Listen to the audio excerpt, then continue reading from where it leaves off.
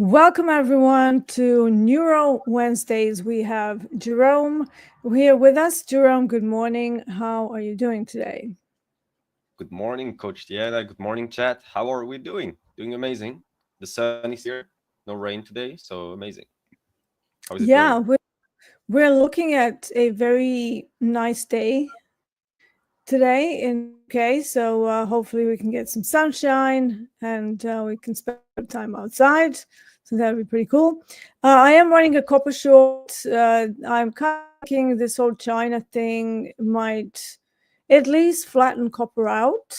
But if it out with any sort of news, I would expect to see it rolling over a bit more. We do have a bit of a sketchy head and shoulders pattern on the daily chart. You can see here, we were unable to hold the London Open above the call resistance in a gamma wall at 490. And now I just need, my job here is just to chill out, sit and wait, and see whether we can get that fall through lower. I am willing to risk the swing type size trade, which is why I'm in with 5 micros rather than a full mini, just so that we can control the downside in case things don't go exactly to plan. But for now, it's all looking okay. Anyways, let's get into the psychology and neuroscience. Yeah, good morning, everybody. Does anybody have questions or feedback about their last week, as usual? For the new people who joined us today for the first time or the second time, we have Coach Deeyana, who is a wonderful host and trader. She's a coach at Topstep as well, VIP coach. I myself am Dr. Jerome from France. I'm a PharmD doctor and a life-funded trader as well at Topstep, like Coach Deeyana. And Coach Deeyana animates this Eurotrade segment. Is that it? The Eurotrade? Yeah. Yeah, The your trade. Yeah. Eurotrade segment from Monday to Thursday, and I joined her on Wednesday to animate the Neuro Wednesday session. So usually we have slides. We have a slides deck that is shared on the Discord. I think it's in the Trading Psychology like channel. Bruno can share it in the chat. So if you want to find back the slides, you can go to a Discord. Today we're not gonna have slides. We're gonna have Q&A. We're gonna have a sort of a story, a mental uh, tale, let's call it. And then that's going to be followed by a visualization. I understood that, sorry, the practice we had last week pleased most of you. And so it inspired me to like go further in this direction. So if you want, today we'll have sort of practice that replicates sort of the practice from last week, and we'll see how it goes. Oh, we have Anne Lovely. Marie. Yes, Good we have morning. Anne-Marie joining us. Yes, I'm just looking at Wow. that. It's amazing. If I Always knew, good to I would see have prepared Anne-Marie. some slides. Just kidding. That is wonderful. She's gonna hope you're gonna be able to do the practice, Anne-Marie. So yeah, first Yeah. of all, do you guys have any questions? Perhaps you, Coach, do you perhaps a feedback about your last week? How did it go? Yeah, I mean, with the summer months, to me, it's always a little bit up and down, but I didn't feel, bothered by one day up, one day down, one day up. It's just, to do like whenever we get into the summer months, there is this shift in the behaviors of some instruments. So for me personally, it's more about just observing that and making a note of what I noticed, what was my decision, how did the market react, and just going into that journaling side of things. But I suppose if somebody is pretty new and they run into a bit of a interesting period when their strategies are like suddenly, oh my god, what's happening? You they kind of tend to unravel. Now I don't. I just go back to data, and we have Anne-Marie in the chat, so I think we are very similar in that way, where we find comfort in data, and to me that prevents any kind of major disasters and stuff. It's not to say that I never get annoyed. I would probably get more annoyed if I get ticked out and then things go in the wrong direction, in which case I would probably just go to the visualization from last week because that really resonated with me. I imagined a mixing desk, like almost we're mixing music, right? We're cutting some tunes, and you have different parts to the song. So you except instead of instruments, we have frustration, we have um, what would be, I suppose some people experience fear. For me, maybe it would be anxiety, or it would be, for me, it's more mainly like sometimes a little bit of frustration, but it's not like, oh my God, I want to punch the screen. It's just like, that's a bit annoying. So I would tone down the frustration part and just decide to look towards a slightly bigger time frame, like the whole week or a whole month, and just reflect on the market observations. So for me, it does work to put myself into that introspective mode and look outside of myself. So those visualizations are very helpful for me personally. What is chat thing? So let's see. There's Trading one. Nichols has a question. I worked so hard on this. I had a trading session with no emotional feedback on my trades. Can that happen from neuroplasticity work? I actually had to dial back. Are you saying you were dead on the inside? Welcome to the side of professional trading. What do you say, Jerome? Thank you. Yeah, trading Nichols is a usual attendant here. I Yeah. recognize his name. So, and he said I had to dial back a bit. No emotions was a little too strong since I've used emotions to also give me hints that maybe my subconscious or unconscious mind was helping me a little. So, yeah, I don't know what is what, but what I could say from it is that first, thanks for sharing. That's beautiful. And second, yeah, it could definitely happen from the work we've been sharing here. Remember, there's many sentences we repeat, but one of them is neutral is the new alpha, is the alpha, right? So basically, what I understand from here is that he's being more and more neutral, right? Mhm. Correct? He's being neutral towards what's happening. So that is beautiful. I won't call it no emotion, no emotional feedback, because indeed you're either gonna be dead or close to or a robot. So that's not the point here, nor the situation. So I believe, yeah, you're on the path. Remember, we always share that to create or break a habit, you need at least 21 days of regular and consistent effort. It doesn't have to be a huge effort, but it has to be regular and consistent. Then, on within 90 days, you can implement one habit or a network of habits into your own lifestyle, because building or breaking a habit, like, it's gonna improve or reduce your sort of lifestyle. Reduce quoted, improve quoted, but it's not gonna change drastically. It's the implementation of not only one habit but the network of habits you build upon time that creates your lifestyle, right? Our day-to-day sorry, day-to-day decisions uh, create the situations we live in, the consequences. Then these consequences have impacts on us, depend on how we perceive them, what emotions, what feeling they create, how do we perceive these as well, how do we manage stress, anxiety, fear, excitation, euphoria, pain, sadness, happiness, etc. And so then upon time we build personality, we build traits of character, we build traits of strength, traits of weaknesses, traits of personality. And these carried upon days, upon weeks, upon months, upon years, create who we are. And so when we want to change who we are, the brain says, "Whoa, whoa, wait a second. We've been going left for forever, and now you want to go right? No, no, no. Let's keep to the left side, right?" And so that's how the brain works. So it doesn't have to be right or wrong. The point here is when you want to change something, your brain is going to stop you. That's biological.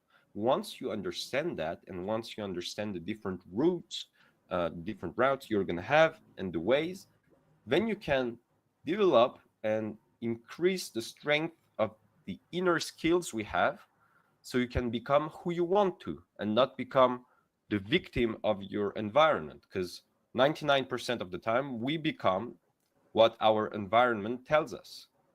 But what is consciousness? I don't have a definition of consciousness personally, and I don't think any scientist or any individual in the world could say it. But what we get closer to would be consciousness is our perception of the external world. So how we see, how we perceive what happens outside of these becomes our consciousness. And the whole post process of this perception, remember the PIMS, perception, intention, manner of act, then how you perceive what's happening outside define your reality. Like if you fell on the floor, are you going to be strong enough to be like, oh yeah, I just fell, I'm standing up, or you're going to cry? It's the same event, not the same reality. When you have a trade, if you have a loser, are you going to panic? Are you going to be sad? Or are you going to move to the next one? It's all about perception, all the same. Yeah. And perception plus perception plus perception defines reality plus reality plus reality defines memory plus memory, etc. And that defines character. And so that's how you shape your reality and how you can change it. And these Neuro Wednesday sessions serve ourselves to understand that most of the time the way we trade is not necessarily who we are, or not necessarily who we want to be, but who we are. But the point is, how do we change? How do we improve? How do we evolve? Let's say you know what you do wrong. The goal is not to repeat what you do wrong, right? The goal is to avoid, keep doing. Yeah, that's why I say we fish for our weaknesses. Like, you're not really necessarily trading a strategy, because the amount of people that come to me and say, oh, my strategy is great, but I'm unable to follow it. That's a part of your strategy too. You know, can you follow it with no fault? And if the answer to that is no, maybe it's not the right strategy, because something about it or the product that you're trading, something is not allowing you to keep hold of your emotional control. Now, I do have a question for Trading Nichols. What was the outcome after that dead on the inside trading? Was it positive? Was it negative? I see you've added another comment here. One of the things that was holding me back on trading was believing that making a lot of money was wrong. These skills have largely removed so many weaknesses. I've never been more clear. Very good to hear that. But yeah, what was the outcome of the week? I know that sometimes we imagine, maybe due to YouTube being so popular now and you have a lot of YouTube traders, that trading should be this like highly charged emotional activity. It shouldn't. To me, trading should be more like accounting. You know, this didn't work. How much did I lose? Okay. Now, how many trades do I have left? What's the budget on the day? Okay, I've got 4 more left. Well, how much can I afford on the second one? And if that one loses, I have to cut my size. So I'm like, okay, I'm still within the budget. And then the next day, the first one makes all of it back and then some, because it's one of my bigger trades. Usually that's how it happens. So it's just math to me. It's not, oh my God, I'm down. Oh my God, I'm not down. Oh my God. I have number of trades per day that I stick to. I have obviously a daily loss limit as well that I stick to. But, you know, sometimes I give up way before that loss limit. It will be, you know, coming up to the 5th or 6th trade. And I'm like, well, I've already done 5. I'm nowhere near in profit. Why don't we just cut it at like, you know, $150 loss rather than keep going? So I have all of these like steps in place that are literally just like accounting. What's the budget? How much did I spend? How much have I got left? And what is my positive expectancy? And can I make it back in like a single trade? All of the stuff that happened yesterday. That is what matters to me. And, you know, emotions, yeah, sometimes they come into it when the market is either not moving or it's moving too fast. You know, it depends. I think many people have had their inner beliefs tested during the volatility, because they would enter a trade that they've done for, you know, maybe a year or two using 10 points on NQ. And then suddenly those 10 points, you're not even in a market for like a nanosecond. And they're like, oh my God, what happened? And then it throws you off the balance. And that's when things start going wrong. So this is what we're trying to prevent. But Trading Nichols, if you have already, you know, got to a point where you know that you like, I see that your systems, you have the numbers. Okay, excellent. So he says, yep, just trusting my systems and backtesting, my total number of trades has reduced. My 2-to-1 ratio has stabilized on risk reward, and my generally 40 to 50% accuracy has settled in the normal of 43%, much less variance. That's what we want to see. So when you approach it from that side of view, lack of emotions, I would argue, is a good thing. I don't know. I'm not an expert though. So what do you think, Dr. Jerome? All of us being dead on the inside, is that a good thing or a bad thing? Nah, shouldn't be. We ended in the inside. Some people just don't want to hear what's happening, and that's Yeah. what we do on Wednesdays. At Yeah. least on Wednesdays we do it, right? But Yeah. yeah, don't be dead on the inside. No, I'm joking. No, I I know, say I that know, I know. I say that because some people around me, since I've become a trader, they're like, "D, you just don't react to things." Like, for example, just like a real life example, there was I was supposed to pay for parking, and the guy handed me he didn't know how to use the machine properly, so I thought I was just supposed to put in my PIN. So I put in my PIN, but it ended up taking that amount out of my card, which was quite a big amount. And he was like, "Oh my God, I'm so sorry. Oh my God." And he started freaking out. And I was like, "Okay, it was an honest mistake." And he said, "No, I'm let me just, get it back for you." No, that's totally wrong. And then I just stayed calm. I was like, "Yeah, okay, mistakes happen. I get it. You don't deal with card payments very often." He works for a car park, and he's just a car parking attendant. He's not like, a till operator. And he was like, "Wow, you were like so calm. Thank you for not freaking out over this." And I was like, "Well, it was an honest mistake." It's like, why would I just, where some people would react, they would blow up, they would be really annoyed with the person, and they might get in trouble, right? They might get the person in trouble. I kind of stopped doing that. So naturally, when people see how I just don't have the normal reactions to certain challenging situations, they started saying, "D, you're like a psychopath. Like, what's going on? You just don't react." And I'm like, I don't react to things that I find are just, either mistakes or just slightly challenging, but can be corrected. Like, why would I? And they were just like, kind of shocked that D doesn't blow up, but like every old Here's my little take, if thing. you allow me. Sorry to Yeah. interrupt, but here's my take. It's the complete opposite of being dead, actually. So let me explain. We have automatisms, right? We are automatic beings. Like 99% of our actions are automatic. So basically, with your story or whatever even trigger inner reactions, you're not dead. You have inner like warehouses, like machineries, okay? And an event comes, and then you have a whole uh, let's say structure that gets enabled and processes the event and makes it neutral. It's all about neutrality, and we Yeah. spoke about it like a lot of times.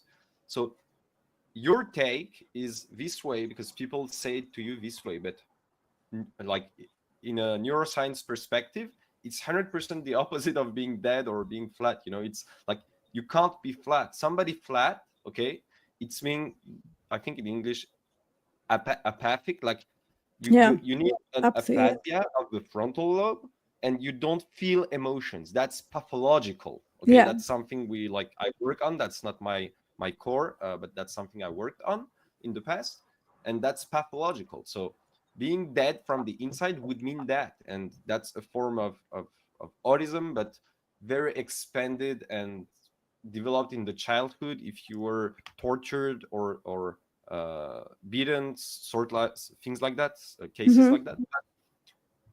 Your cases of people uh, expressing being like neutral or not feeling that much. For me, it's a testimony of having inner mechanisms that work without even us consciously, but unconsciously they are here. They work, right? They are here. They process information. Remember, you process millions of informations every second. Your occipital lobe processes them. Know it, but 90% of them is processed by your unconscious mind. Let's say you Mm-hmm. walk in the street and there's a lot of people. Your unconscious mind will most of the time process it without you noticing it. And once you have a threat, your amygdala will make your second brain, your emotional brain, overcome the rational one, and here vice versa, right? So you're not dead. You just have strong structural mechanisms that are automatic today, and you need 21 days to build them, and you need 90 days to implement them on a daily basis for whole life, let's say. But you've been doing Mm. that for years, right? So Yeah, that is 18 why, years. Yeah. like, Yeah, so just want to say my little Pomeranian is in the room, and Bruno just said your dog doesn't like when Jerome's talking. It's not that. It's her cavalier husband, boyfriend. He is on the other side, and she can hear him, and he's deaf, and she knows that something's up with him, but she usually gets it wrong. So instead of letting him know that he should come inside, she usually comes and notifies me, and I'm like, Bon, I can hear. And she does it by little growls and kind of like, come get him, come on. So that's what's happening here. It is yeah. So she's a bit worried that our Lenny is not in here. He's all right. Don't worry about it. oh, Do you want to come up? Say hi to everybody. Come on, you. Come on, girl. Oh, there we go. hello, We've got a co-host. We got a third guest, special guest, Lisbon, the Pomeranian. There we go. I'm gonna get dog saliva all over me now. Thank you, Bon. Yes, I love you too. I know. All right, let's have a look at more questions while I try and perch myself here with the Pomeranian. sure. And then we'll go into the story. Yeah. I saw let me see, let me go back. I seem to have lost it. Oh, Prime says Bon, can you just stop wriggling? Prime says, morning D, the trade turned out great. Yeah, you were in that long NQ, so we discussed it, and I said it was actually not a bad idea at all. And yeah, it bounced right off of that 950 gamma wall. Brilliant. Amazing trade, by the way. That was excellent. Okay. Kasoon says, I trade based on personal goals like paying debts or hitting savings rather than market signals. Can we explore why mix life goals with objective analysis? Yeah, so we can dip into that, but I would argue that's a form of trading your P&L, because you're not focusing on the setup, you're focusing on what you can pay with all of that nice money that you're going to make, or paying off debts, or, it's not a bad goal to have. But if it's taken away from the actual analysis or making you do things like sizing up too quickly, I would argue that might become a problem. What is your take on this, Jerome? Yeah, same, completely. We often speak about our relationship with money in trading, and I mean for trading, and being connected to outside of trading things like bills, like rent, like gifts, like debts, like things like that, or credit you need to pay, and a $1,000 winning or losing trade becomes a real life expense. When this happens, then completely agreed with Coach Deeyana. You're trading PNL and you're not trading the process. So you're basically gambling, because go to the casino, bet on red or black, you're going to have more chances of winning. It will also be more fun. You also get free drinks. So. Exactly. All right. Perhaps faster as well. Yes, exactly. Yeah. In both sides. Trader Sean has his own opinion. That is a reaction. All right, he's talking about my story. That is a reaction from someone with money. If it was your last little bit of money, your reaction would have been different. So here's the thing. I was very rarely in a situation in my life where I had nothing. And yes, my family was wealthy, but my dad was of the opinion that that's his money. So I did have to work very hard since I was 14. I've been actually working since I was 14. So I was born into an affluent family, but it wasn't given to me on a silver platter. And in fact, me going into trading, everybody was like, what? It was so outside of my skill set at the time that people were very, very, how would I say it, in disbelief whether I could even do this. So I had a lot of pushback in my life, and there was a time when I decided to leave the corporate environment and to just do my own thing with prop trading from home, trying to build some other businesses. That was also met with a lot of pushback, and we were not in a great situation at the time when this particular event happened. So, we still had savings, but cash flow was very difficult. So I wasn't in a situation that I am in now, where I'm pretty sorted. I have a nice house, I have 8 dogs, I have everything that I want to have. It was a very different situation. So I should have overreacted, because it was not a trivial amount. He took out like 400 pounds instead of like 4.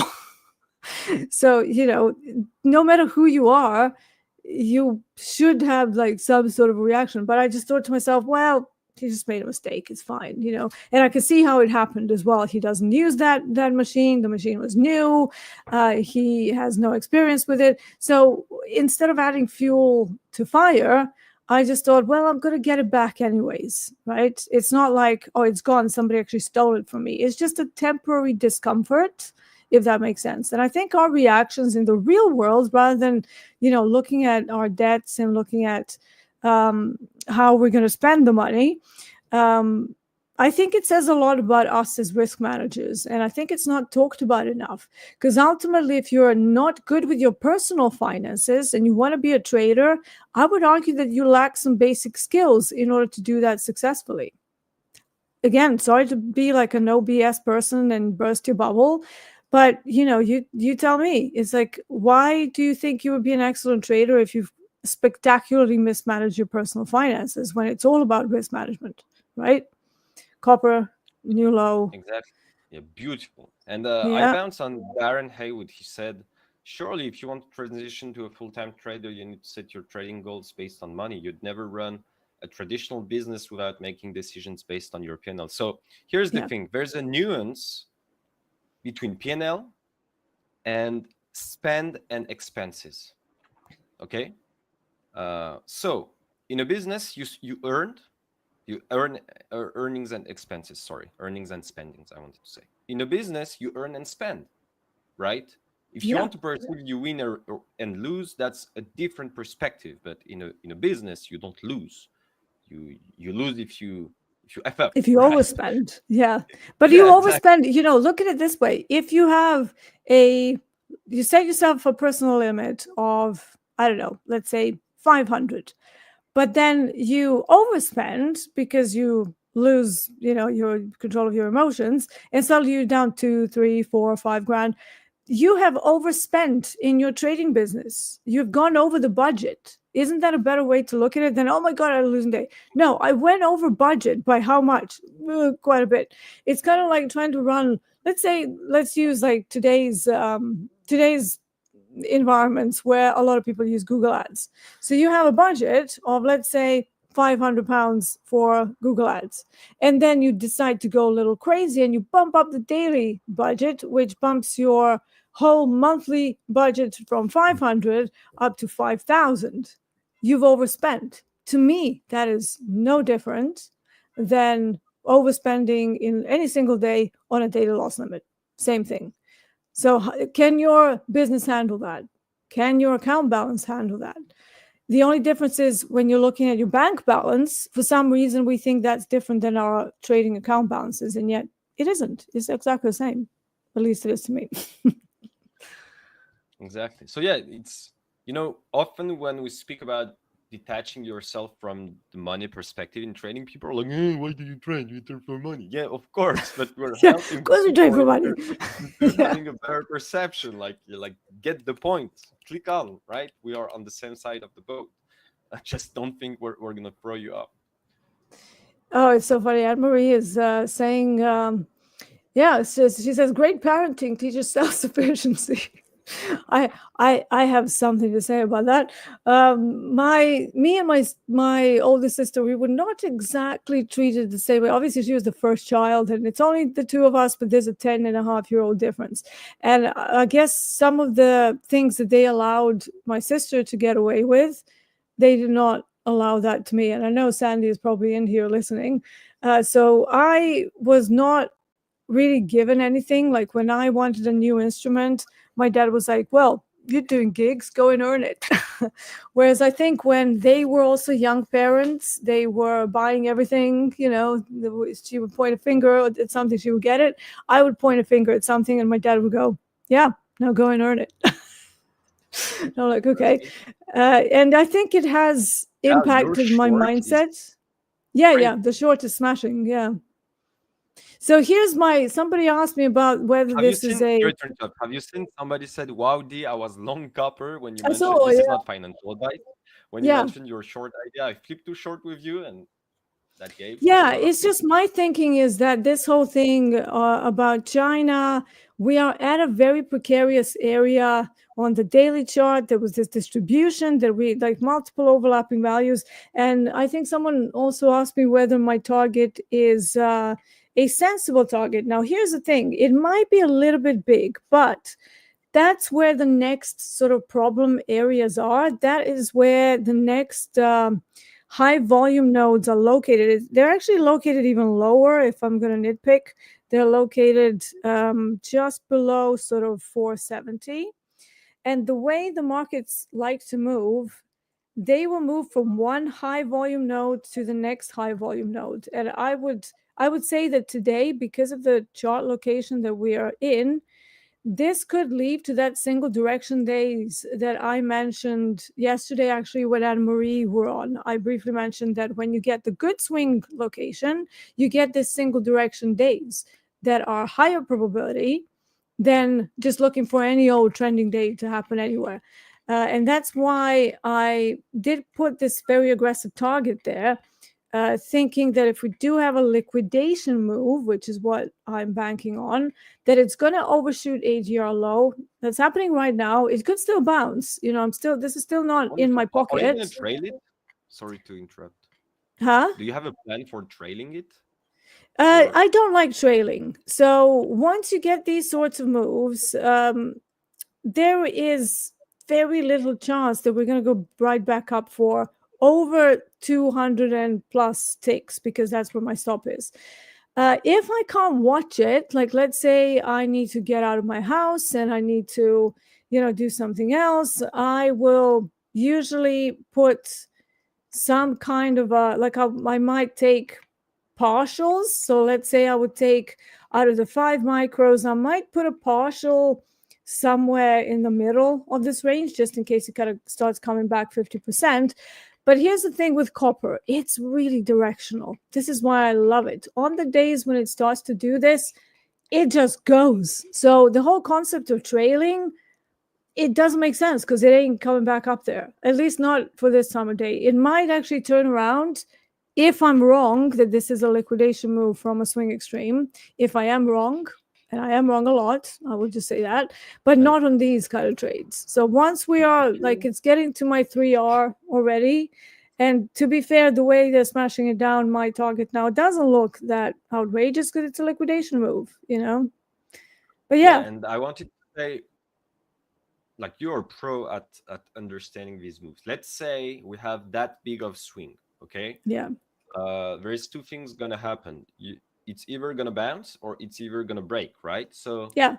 since you are in a live account, would you or would you not carry over this trade overnight if it keeps dumping? And let's say we go to the lower range, which is 4.5, 4.6 ish, and you want to perhaps hold it, or not No. interested? No, I wouldn't. Okay. Because usually what happens in between sessions on metals is that the next session starting, it can completely turn it around and smash right back up. So let's say if you've had 2 sessions going down, let's say London goes down, let's say we get lucky today and New York also continues in the same direction, or COMEX, and then Asia kicks in. After big outlier days, they just turn it right back around and sometimes even retrace the full 100% of the move.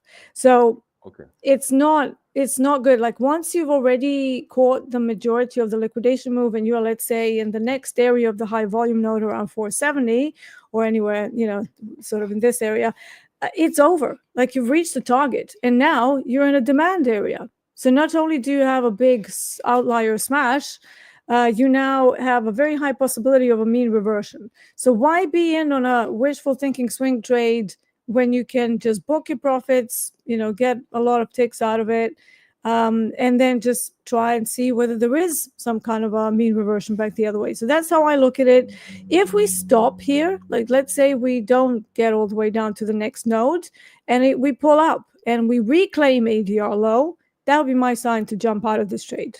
Why? Because even though we overshot the ADR low, which is the quantitative extreme for the day, if we don't sustain it in the next sort of 30 minutes or 60 minutes on underneath it, and it starts to bounce, it means the ADR low, the quantitative extreme, has been reclaimed.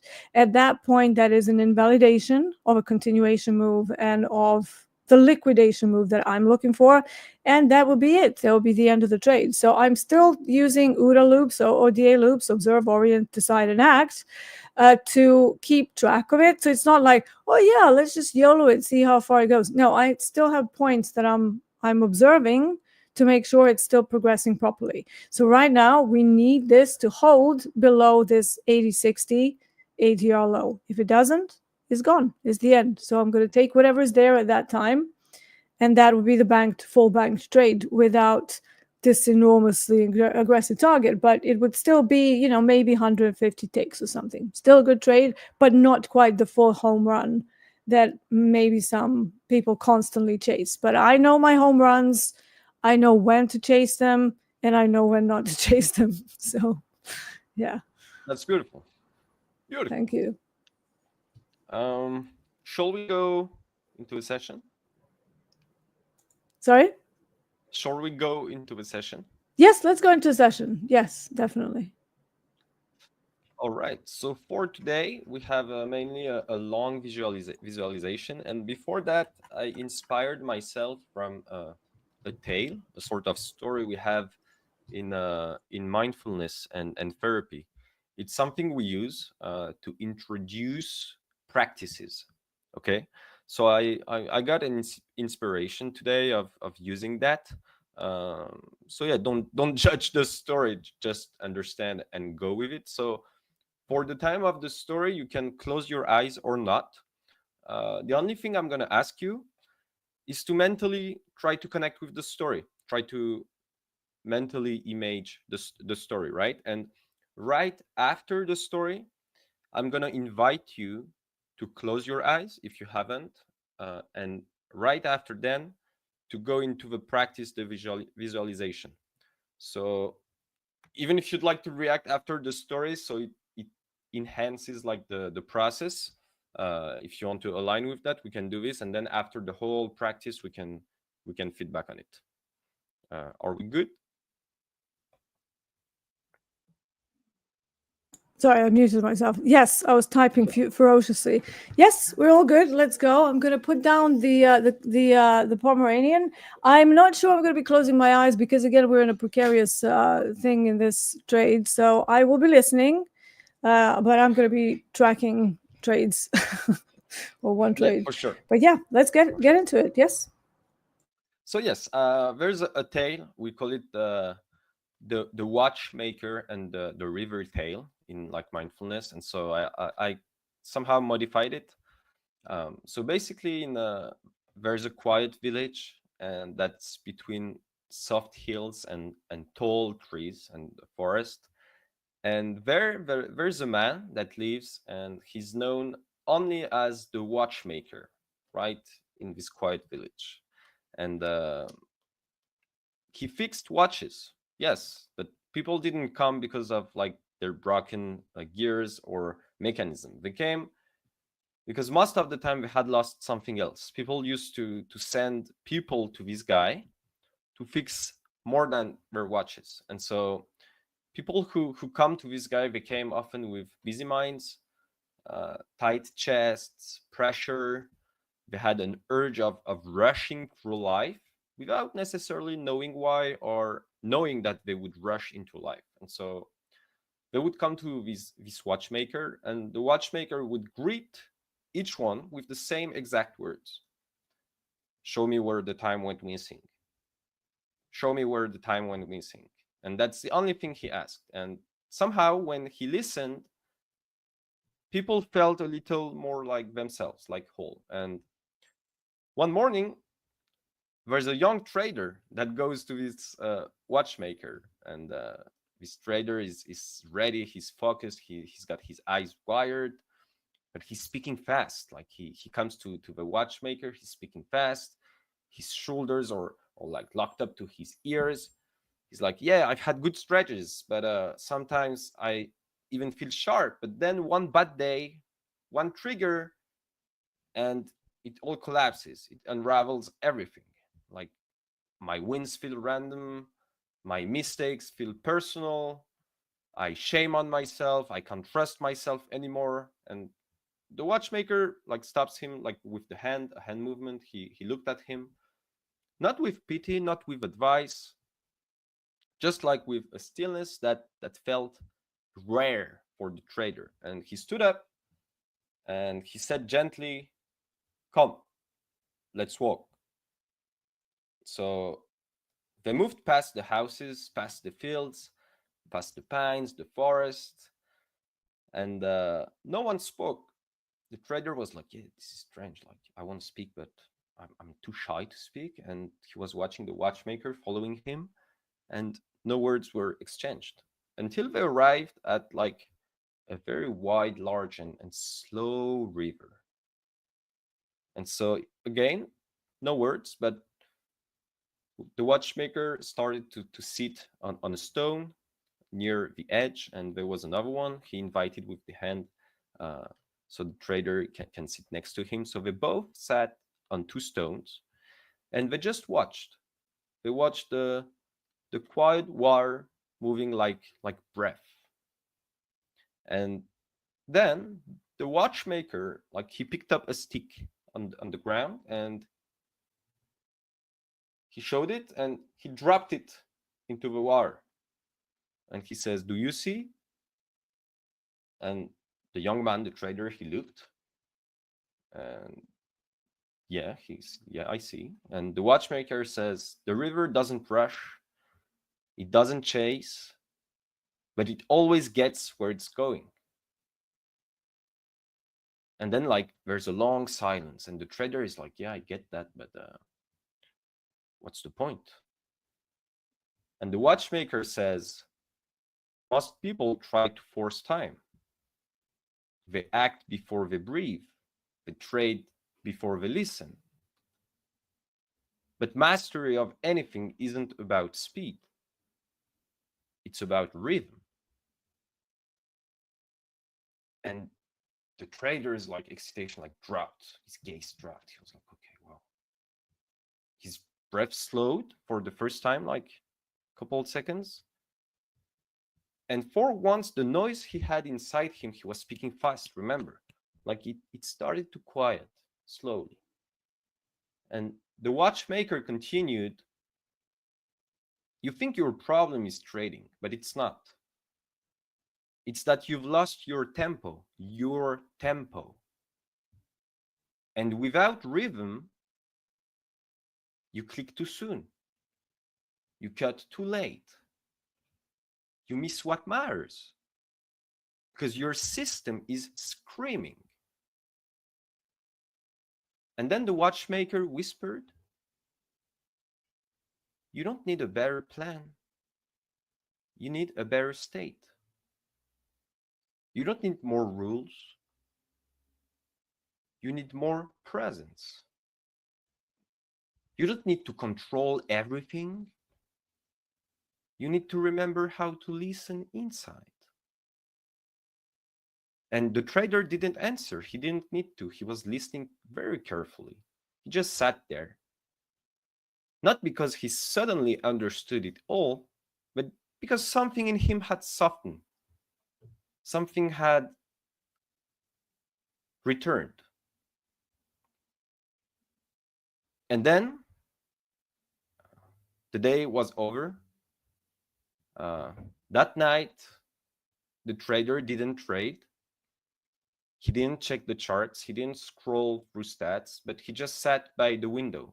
He watched like the trees move. He was letting the wind pass, and for the first time in a long time, he was thinking back to what happened with the watchmaker, and he felt the clock inside him start ticking again. A rhythm, a tempo. And so now I'd like to take you there too. Not to the village, not to the river, not to a story, but to the part of you where your rhythm lives, where clarity rises, where everything slows down and you just watch like the river and it flows. Just enough for you to remember who you are, like without the noise. So if you want, we can begin this journey right after this story. So now I'm going to invite you to close your eyes if you haven't, and step in. Um, so as usual, this is a visualization practice. So you can sit, you can lie down on the floor, on the bed. I invite you to close your eyes, let your breathe be easy.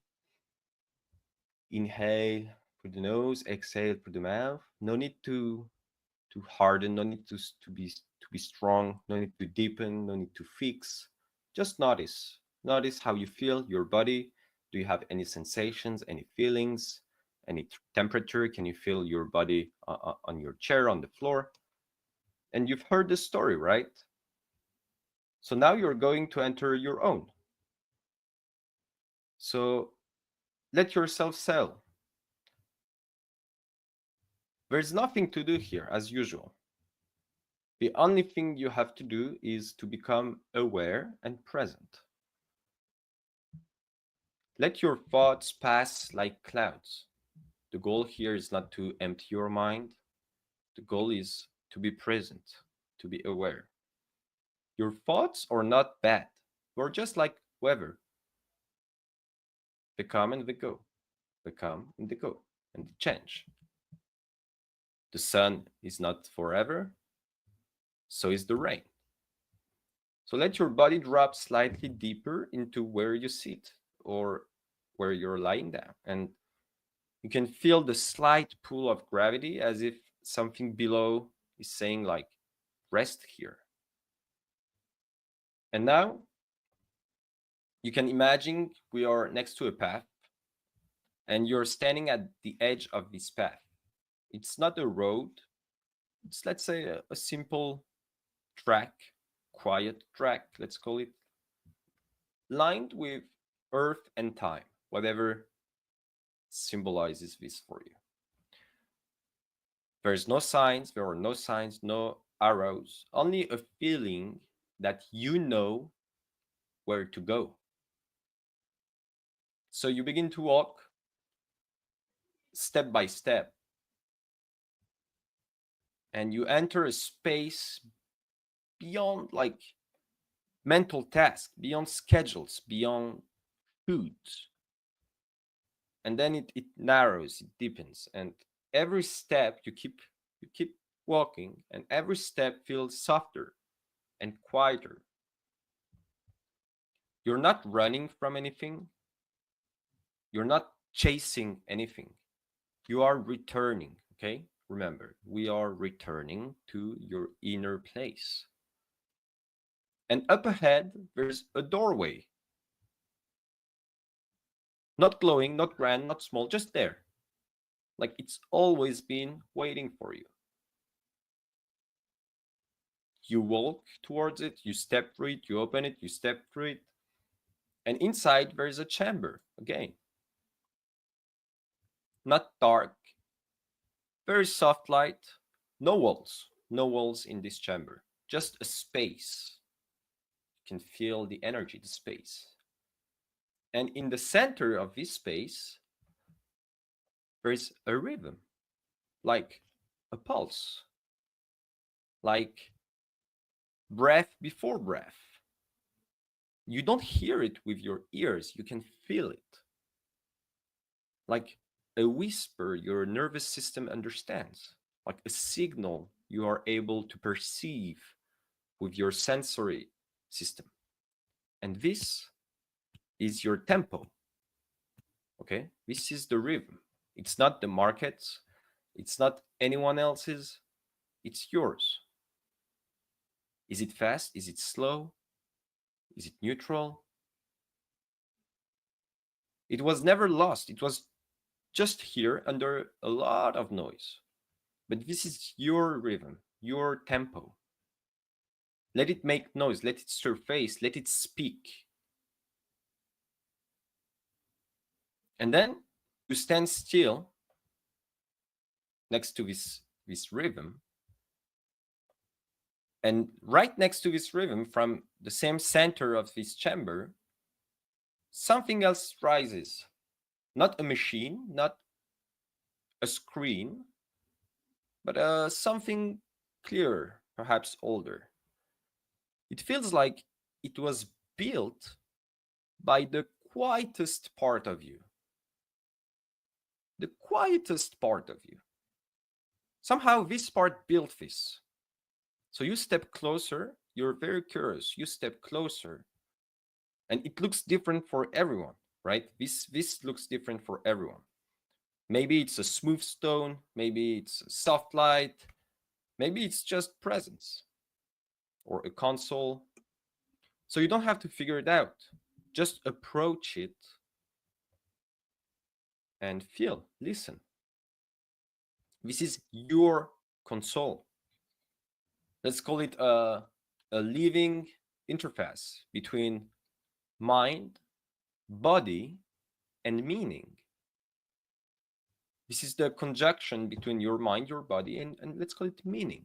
So you notice there's subtle dials, perhaps, pulses, maybe fields of light, each one connected to a thread in your nervous system. And let's begin. So first, you have pace, okay? A pace. So without touching anything, ask yourself right now, what's my internal speed? What's my internal speed right now? Am I rushed? Am I slow? Am I sluggish? Am I steady? You don't need to fix it. Just let your breath touch the dial. Okay, the dial is pace. And feel your tempo shifting or begin to shift. Not from control, but from permission. And with your breath, you move the dial the way you want. You inhale, you get calmer. You exhale, you can see the pulse reducing, for example. And now, another one, clarity, for example. You see a fog gently lifting. There's nothing you need to analyze. Just notice what begins to reveal itself when you stop trying to see. What's clarity? Clarity doesn't come from force. It comes from quieting the distortion, the distraction, the noise. So let your mind loose, soften, and feel what's already known. Rise. And this is how you will build confidence, by moving the dial of clarity with your breath. Confidence is not loud, it's not sharp. It's like a drum in your chest. Makes dum, dum, dum. That's confidence. It hums low. It's not about knowing everything. Confidence isn't about knowing everything. It's about trusting what you already know right now. Whatever you know, do you trust or not what you know? What's the source of your information? We have so much misinformation.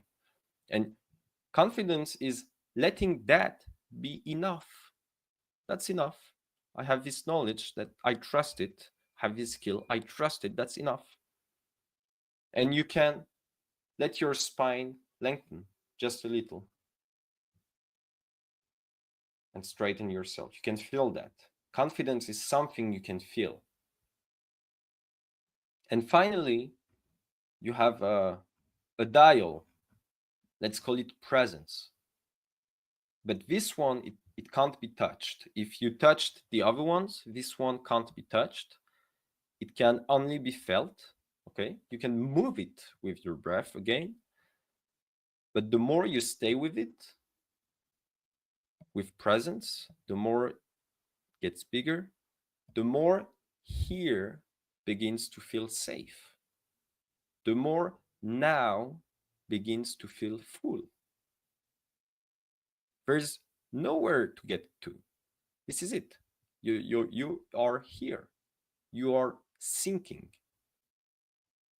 And so this console is real because your physiology is responding. And you can manage this console at your ease, at your own desire. You're not imagining it, you are tuning it from overdrive to alignment. You go from a situation and you align it to your desires. From chasing to channeling. You channel. So take a moment. Take a moment here. Let everything settle. You don't need to move yet. Let the shifts become part of you.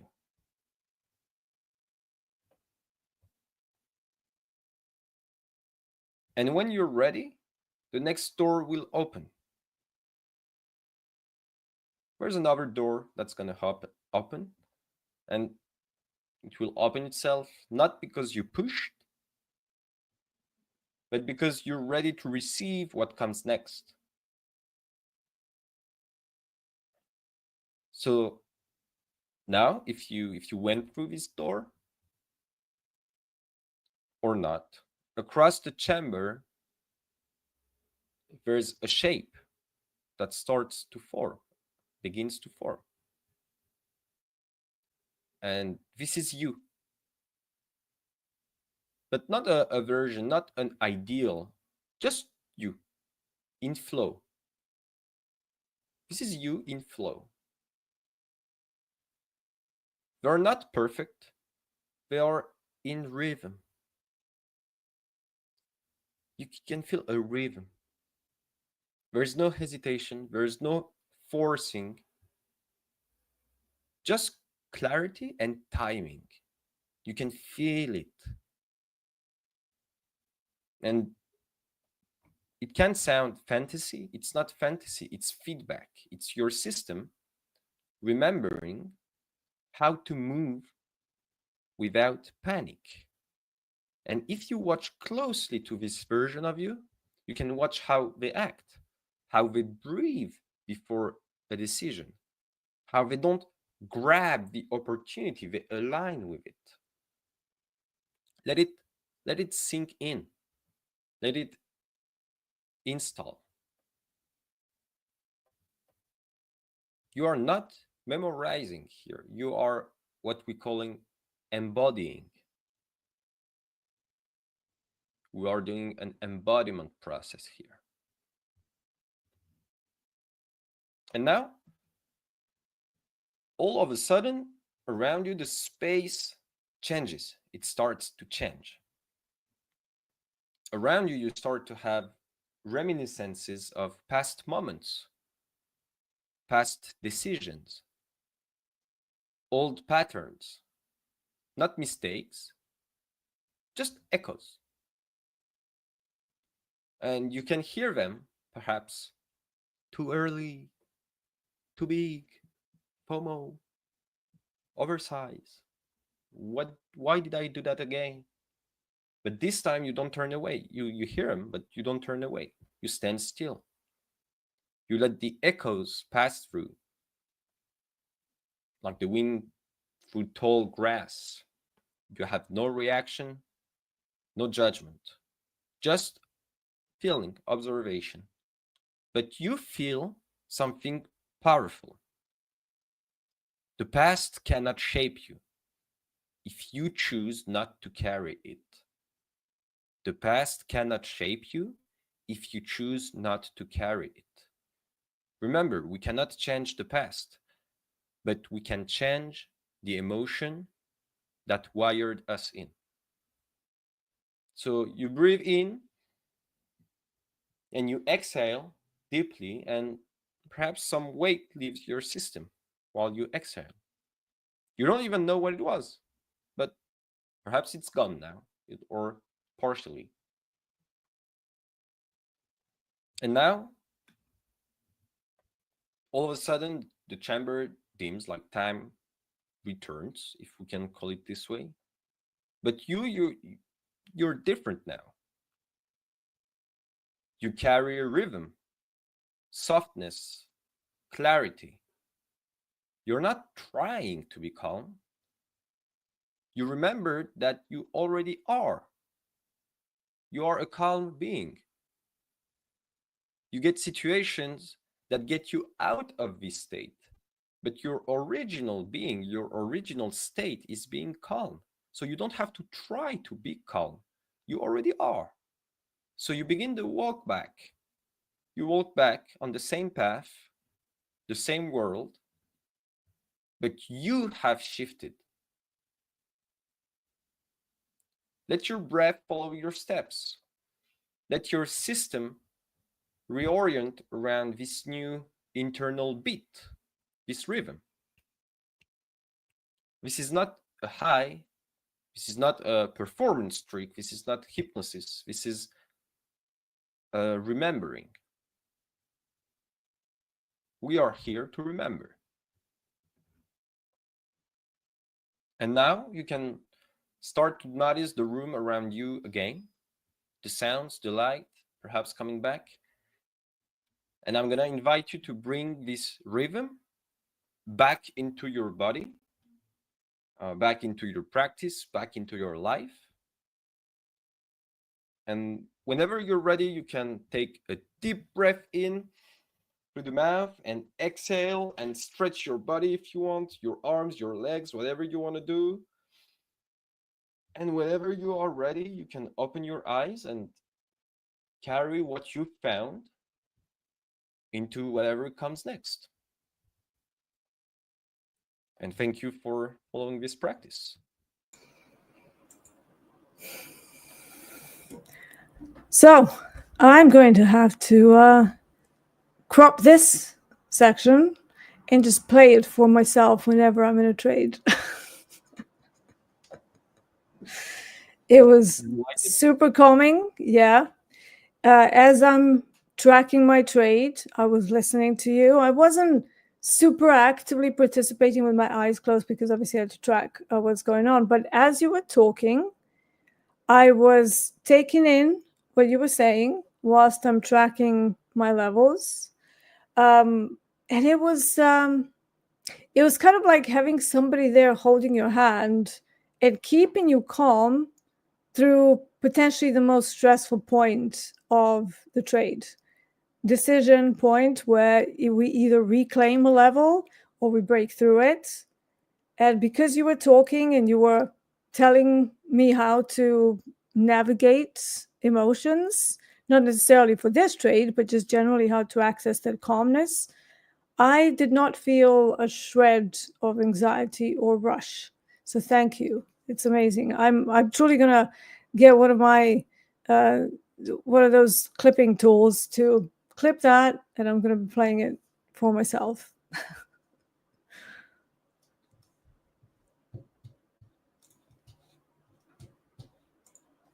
We seem to have you're muted. Sorry, that's beautiful. Thank you for sharing. Love that. Love that. Thank you. So how did the chat like it? I think How they were enjoying it. The real newspaper says this was an amazing stream. We'll be here more. Need that, Jerome. So much, so many thanks.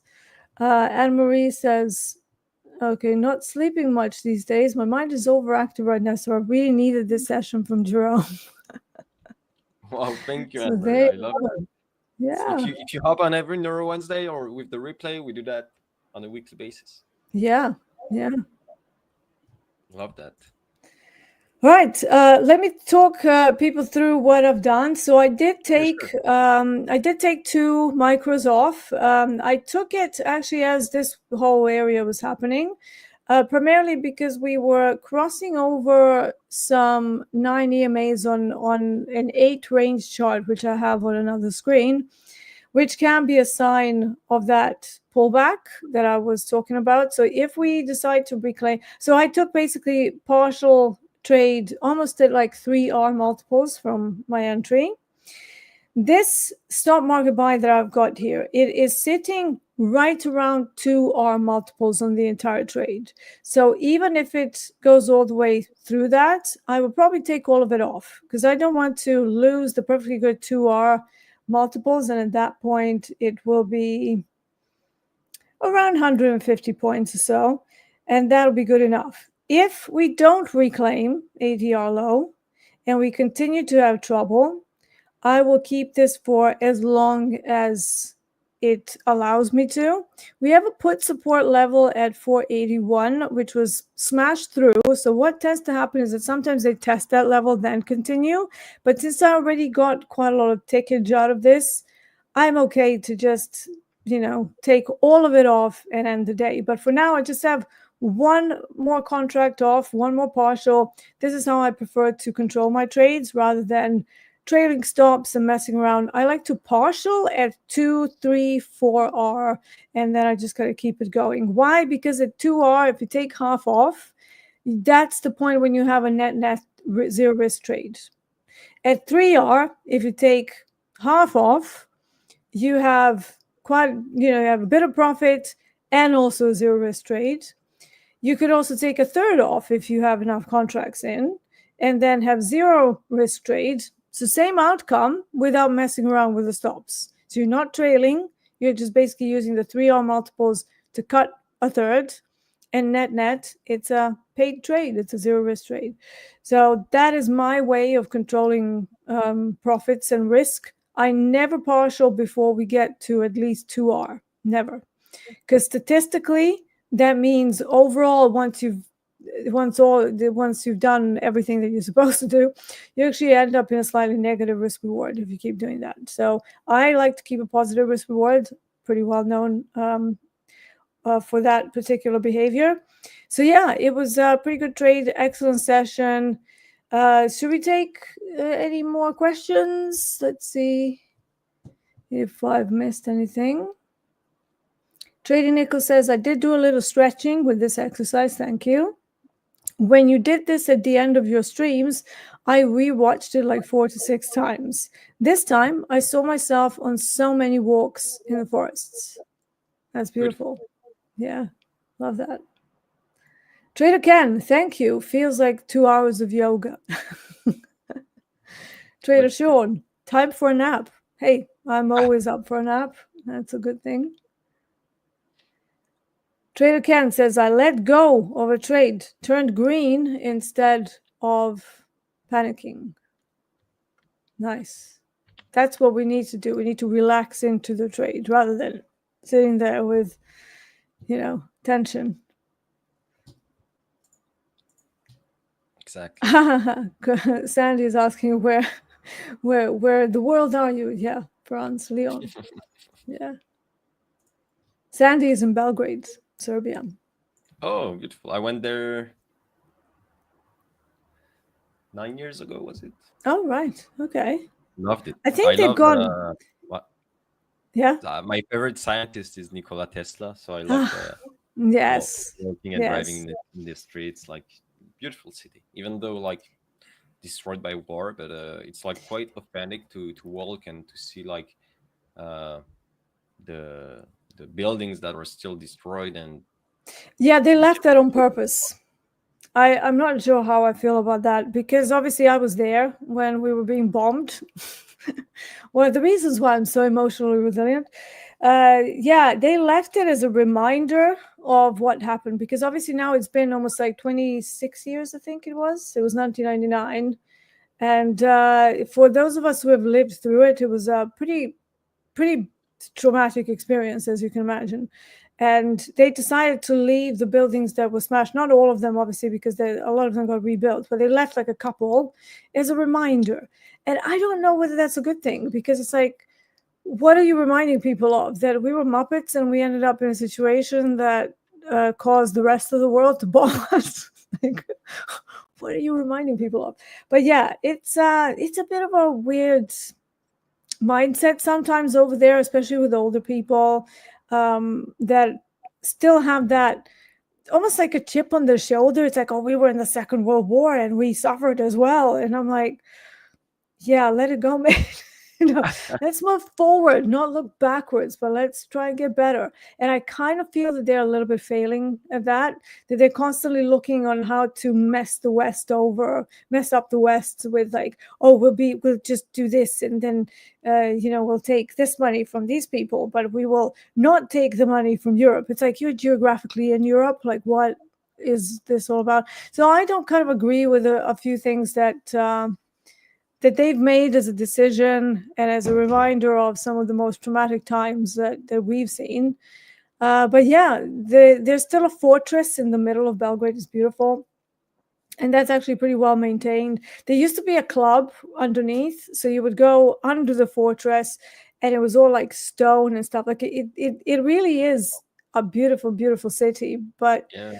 mindset, I think they could use some of these visualizations to chill out a little bit over some things. Yeah, with Eastern Like countries collectively. like that. Yeah, Yeah, will collectively benefit as a a lot. people. Anne Marie Bad says, Croatia has the same mindset. Again, all of the countries as a part of Yugoslavia, I think we all have the same problem as a nation. And we're all intermixed, whoever was Yugoslavian like myself. I have cousins that are in Croatia, born and raised. I have cousins that were in Bosnia, born and raised. And then I have some cousins that are from the Mediterranean as well, all over the place. So we're a big melting pot of the entire Mediterranean. You have a lot of people who have Turkish blood in them. Then, so a lot of us have Greek blood, Italian. We're all kind of mixed up. So I don't know why there's like such a. It's almost like the smaller the country, the bigger the national pride. That's how I kind of feel about things.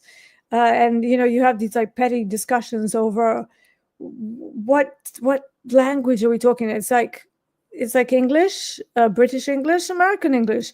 Americans don't claim to have a different language, whereas in former Yugoslavia, you have effectively three countries that all speak the same languages with a slightly different dialect. And just to mess everybody up, they decided not to tell, I think it was NATO, there was like discussions and stuff, and they decided not to tell the representatives that it's all the same language and they could deal with one translator. So the poor Westerners sent a Bosnian translator, a Serbian translator, and a Croatian. It's like, it's the same language. Now we also have Montenegro language, which is also a different dialect, but still we all understand each other. It's, and just like petty things like that really annoy me. It's probably why I chose to remove myself from that environment. And frankly, while I love my country, I love my Serbians, some of it is a bit messed up, and I feel a little sad about that. But yeah, maybe someday they will have the courage to go on their own visualizations and maybe find that their reactivity to some things is going to be vastly reduced. Maybe it's something that we have to mature over time as a people. I don't know. But in the meantime, we're going to keep doing these sessions to help other traders get better in their own trading, rather than listening to me whine about former Yugoslavia and pining for how things used to be, making me feel and sound like Granny D. So let's move on. That's funny. The real newspaper says Albania and basically Montenegro. No, actually, Albanians are Albanians. They are more. They actually come from a different. I think they come from more like Latin side of things. So they're, I believe, closer to Romanians and Italians than they are to Montenegro and Serbia. So it is a different country. There are different nationalities. It's just that the former Yugoslavia, and Albania wasn't Yugoslavia. It was always a different country. It was, it was sort of on the outskirts of the Mediterranean, I suppose. And yeah, we had some territory issues there, but yeah, I again am very neutral about all of that because I have no stake in any of it apart from the traumas that we've all been through. So I've certainly tried to deal with them myself, and I look at it as a positive experience because I believe that I have more insight into mortality that I gained very early in my life. And that kind of shaped the rest of my experiences to maybe not be afraid to try things in life that people are completely terrified of, changing countries at a very young age, just going for it, like head through the wall. And I do believe that that's made me into a stronger trader nowadays, many, many years after those experiences. So, our life experiences definitely shape who we are ultimately. We can't entirely get away from that. Nice words, love. Yeah, my sister said, I remember when Croatia translated live a Serbian movie when the colorful swearing and cussing started. And the audience laughed because it's the same language, just a little different. Yeah, you see, things like that, just like petty little things. It's like, why was that even necessary? But yeah, it's never boring over there. Maria Foster says, hi, Dee, I'm still watching Platinum. Your analysis yesterday played out, and in fact, it did go higher. Yeah, it has taken a small pullback, but it seems uncertain now where it will go next. So now we wait. It's come up to that monthly supply, and now you just need to wait. Sometimes you need to wait for a couple of days if you're looking for the type of a trade that I ran in copper, if you're looking for something similar in Platinum. Now, I haven't looked super deep into Platinum. I think there was some lack of demand or something, so I do need to have a look at macro side a little bit more, because it could be that they may be lacking some platinum that they need, and this is why we're seeing a little bit of a pump. But then if we have like, I think we're going to be expiring. Does it expire this month? Again, I need to go do my due diligence on platinum before I start talking macro side. But yeah, it seems to have definitely stopped. So keep an eye on COMEX Open.